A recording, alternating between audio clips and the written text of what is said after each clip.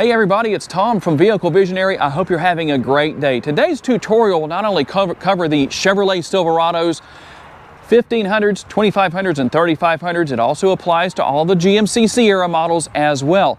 If you want your power folding side view mirrors to automatically fold in when you lock your truck or to unfold when you unlock your truck, let's hop into the interior and I'll show you how to turn that setting on or back off. All right, we're going to come to the center screen.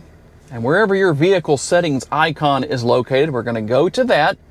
We're going to let that load, take its time. We're going to go to Vehicle. And then once that comes up, we're going to come down here to Comfort and Convenience.